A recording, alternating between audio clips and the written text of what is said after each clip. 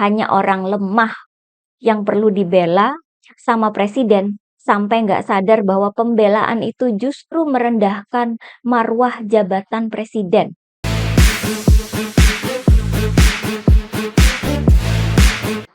Hai guys, kita bersama lagi untuk mengulik dunia politik dengan awas, waras, dan cerdas.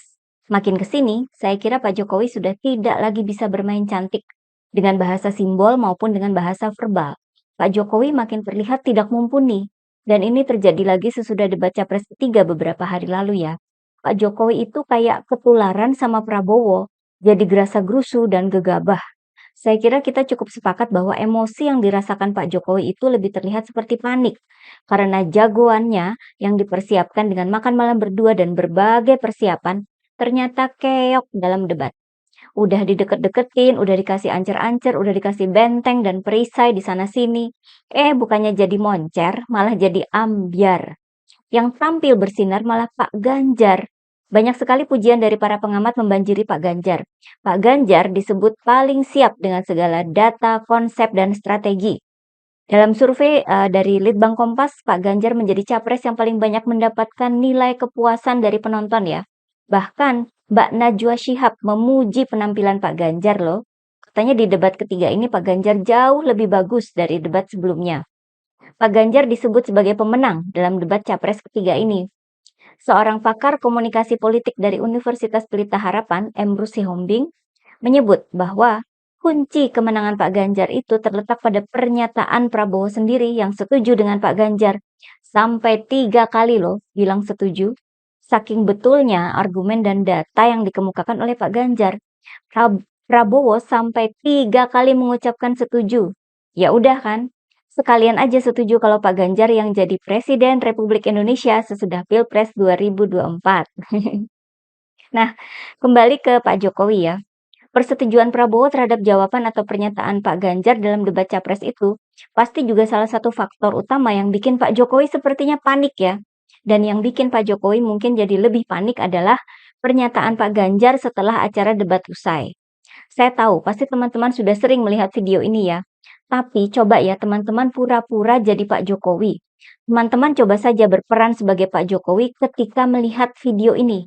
Siapa? Selamat malam Pak Ganjar, Ya. saya Zulis dari TVRI News Jakarta Pak. Oke. Pak, tadi Pak Prabowo berkali-kali menyatakan ingin membuka datanya kalau ada waktu yang cukup atau di forum yang lebih terbuka. Apakah Pak Ganjar nanti ke depannya akan menagih janji tersebut untuk mengadakan debat mungkin Pak di luar debat yang digelar oleh KPU ini? Tidak perlu, debatnya itu hari ini. Kenapa mesti besok? Kalau memang tidak siap, jangan berdebat. Kalau mau siap, ya persiapkanlah dengan baik debat itu. Maka kalau kemudian kita waktunya terbatas, itulah ujian yang paling bagus. Maka kalau Anda tidak perform, jangan menantang pada ruang lain. Ruang lain nanti ada ruang sendiri. Karena Anda akan berbicara dengan yang lain. Sebagai Menteri Pertahanan umpama, beliau akan berdebat nanti dengan DPR. Ya, dan publik akan melihat, tapi dengan saya sudah cukup ada di sini. Maka publik kita minta untuk menilai bahwa saya mengajak untuk membandingkan data dan beliau tidak sanggup. Nah, beda kan rasanya? Teman-teman seakan bisa merasakan betapa malu dan kesalnya seorang Jokowi yang kemudian berakhir dengan rasa panik yang melanda. Pak Ganjar itu seakan tidak sedang ngomong sama awak media, tapi seakan Pak Ganjar sedang bicara di depan Pak Jokowi, dan Pak Jokowi menjadi terbungkam. Di sini kita akan bisa paham mengapa Pak Jokowi kemudian seperti gegabah, gerasa-gerusu, dan sembrono dalam mengeluarkan pernyataan. Ada beberapa pernyataan Pak Jokowi yang isinya dan nadanya itu lebih mirip dengan sifat dan sikap Prabowo, ketimbang mencerminkan Presiden Jokowi seperti yang kita kenal dulu ya. Pertama, Pak Jokowi menyatakan bahwa substansi dan visi debat tidak kelihatan. Yang kelihatan malah saling menyerang. Yang diserang adalah personal. Sehingga menurut Pak Jokowi debat Capres itu jadi kurang mengedukasi masyarakat. Kedua, Pak Jokowi kemudian sampai mau agar format debat itu diubah oleh KPU. Yang ketiga, adalah ungkapan setujunya Pak Jokowi dengan alasan Prabowo tidak membuka data pertahanan di dalam debat. Dengan alasan menyangkut rahasia negara. Jadi kata Pak Jokowi, karena menyangkut strategi besar negara, nggak bisa semua dibuka kayak toko kelontong. Padahal alasan rahasia negara itu kan akal-akalan Prabowo aja, yang tidak bisa menjawab pertanyaan dalam debat. Misalnya pertanyaan dari Pak Ganjar soal indeks pertahanan yang turun dan apa solusinya. Ditanya data, Prabowo nggak siap dan nggak bisa jawab. Akhirnya ngeles bahwa yang ditanya itu adalah rahasia negara. Baik Prabowo maupun dan Pak Jokowi kok jadi menganggap rakyat Indonesia ini semuanya bisa dibodoh-bodohi ya. Kayak kita semua ini nggak tahu bahwa secara global itu ada berbagai indeks yang disusun oleh berbagai lembaga internasional. Misalnya indeks kota termacet di dunia, indeks persepsi korupsi, indeks pemanasan global, dan lain sebagainya ya. Indeks itu dipakai untuk membandingkan kualitas antara negara satu dengan yang lainnya, termasuk kualitas di bidang pertahanan dan keamanan. Sesimpel itu. Namun dalam debat Capres kemarin, yang ya memang Prabowo hanya mempersiapkan jawaban jika ditanya soal pembelian pesawat bekas aja. Selain itu, nggak disiapkan dan nggak siap. Dari pernyataan-pernyataan Pak Jokowi itu, kita yang rakyat biasa ini saja paham bahwa Pak Jokowi kelihatannya membela Prabowo.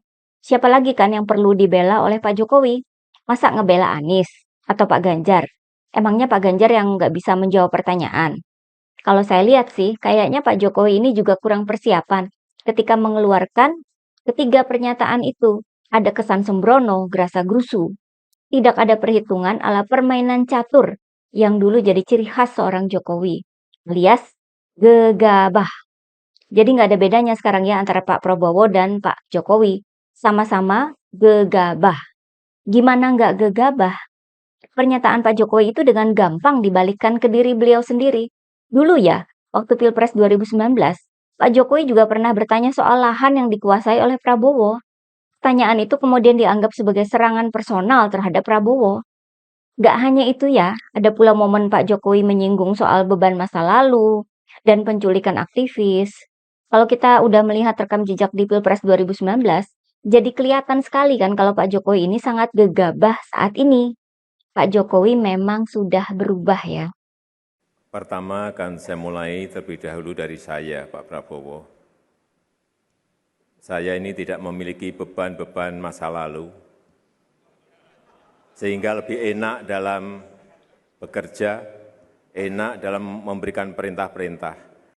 Di lain pihak, gara-gara begitu gegabah mengeluarkan pernyataan, Pak Jokowi akhirnya malah kena sliding telak para mantan anak buah dan bahkan anak buahnya sendiri. Pertama, dari mantan Gubernur Lemhanas, Andi Wijayanto. Andi awalnya menyatakan setuju dengan Pak Jokowi soal tidak perlu menyerang secara personal. Namun, kemudian Andi memberikan contoh. Yang jadi contoh adalah serangan Prabowo ke Anies yang bilang, sorry ye Mas Anies. Dan saya tidak takut tidak punya jabatan, Mas Anies. Sorry ya. Sorry ya. Kemudian kata Andi, serangan-serangan personal seperti yang diperlihatkan oleh Pak Prabowo, emosi ke Anies itu harus dihindari. Nah kan, maksud Pak Jokowi belain Prabowo, ternyata Prabowo sendiri juga menyerang secara personal. Lebih emosional, lebih garang. Belum lagi ditambah dengan ucapan Prabowo, dasmu etik. Lalu ada lagi sekarang Prabowo bilang, goblok, tolol, ya. Duh, capres kok mulutnya kayak gitu. Ya susah lah buat dibela. Bahkan oleh seorang Jokowi yang sudah mencoba membela, tapi malah kena sliding tanpa ampun. Gak cuma Andi ya, beberapa pengamat politik juga memberi kritik pedas terhadap Pak Jokowi. Slidingan kedua datang dari mantan anak buah Pak Jokowi. Siapa lagi kalau bukan Pak Ganjar sendiri? Pak Ganjar nggak perlu dibemperin sama presiden ya. Hanya orang lemah yang perlu dibela sama presiden sampai nggak sadar bahwa pembelaan itu justru merendahkan marwah jabatan presiden. Beda dong sama Pak Ganjar. Beliau bisa kok membela diri sendiri. Menanggapi pernyataan Pak Jokowi soal data pertahanan nggak bisa dibuka seperti toko kelontong, Pak Ganjar heran, mengapa isunya jadi lari kemana-mana? Pak Ganjar menyatakan bahwa beliau tidak bongkar-bongkar data pertahanan kok. Yang ditanyakan itu adalah data umum terkait indeks dari luar negeri dan data MEF atau kekuatan pokok minimum TNI yang turun dan solusinya apa. Itu sama saja kalau Pak Ganjar bilang bahwa Pak Jokowi sengaja melarikan isu itu kemana-mana sampai ke rahasia negara. Padahal karena Pak Prabowo yang nggak bisa menjawab, Presiden kok mau jadi turun wibawanya? Ini Pak Ganjar bahasanya masih halus loh. Kalau LSM bahasanya lebih frontal ya, seperti dari lembaga imparsial. Imparsial merasa curiga bahwa Prabowo tidak menjawab pertanyaan soal data dengan ngeles bahwa itu rahasia negara adalah sekedar dalih untuk menutupi kebobrokan pertahanan negara kita. Menurut imparsial, tidak ada informasi menyangkut rahasia negara yang ditanyakan dalam debat capres. Justru, informasi yang ditanyakan oleh Pak Ganjar soal MEF itu ada dalam dokumen publik yang dirilis oleh pemerintah Indonesia. Ini kayak peribahasa, kalau kamu tidak pandai menari, jangan lantai yang disalahkan. Gitu kalau nggak salah peribahasanya ya. Nah, yang terakhir, seledingan berasal dari anak buah Pak Jokowi sendiri. Belum jadi mantan anak buah ya, karena masih menjabat sebagai salah satu menterinya Pak Jokowi. Siapa lagi kalau bukan Pak Mahfud MD? Pak Mahfud yang pernah menjadi Menteri Pertahanan di era Presiden Gus Dur ya.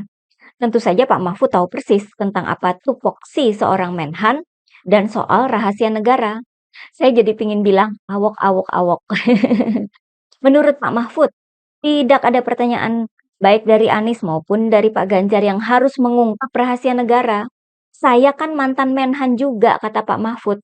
Lalu beliau menanyakan, mana yang disebut rahasia oleh mereka yang membela Prabowo, dan bahwa Pak Mahfud ini tahu undang-undang yang mengatur soal rahasia negara. Bahkan Pak Mahfud dengan tegas menyatakan tidak sepakat dengan Pak Jokowi soal adanya serangan personal. Nah ini, susah kan kalau punya anak buah yang bisa membongkar borok sendiri. Makjleb banget seledingan Pak Mahfud ini. Ini namanya orang yang punya integritas, memegang teguh pendirian dan ilmunya nggak kaleng-kaleng. Saya kira omongan Pak Mahfud inilah yang akhirnya bikin Pak Jokowi cepat-cepat mengklarifikasi bahwa pernyataan itu ditujukan untuk ketiga capres, tidak untuk satu capres aja. Klarifikasi juga datang dari staf khusus Menteri Sekretaris Negara, Valdo Maldini, dengan menyatakan bahwa omongan Pak Jokowi itu buat ketiga capres. Semua capres ya, karena Pak Jokowi memantau terus katanya. Kalau udah repot klarifikasi ala-ala ngeles gini, malah jadi makin ketahuan ya. Oke, bagaimana menurut teman-teman? Sekian dulu dari saya. Tetap awas, waras dan cerdas. Begitulah kura-kura.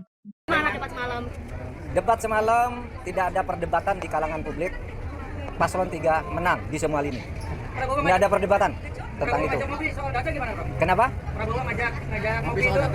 Lah itu iya ajakan menurut saya ya silakan aja kalau Pak Anies mau datang yang diajakkan. Tetapi menurut saya itu debat. Debat itu ya datanya dibuka di debat itu bukan ngejak ngomong berdua.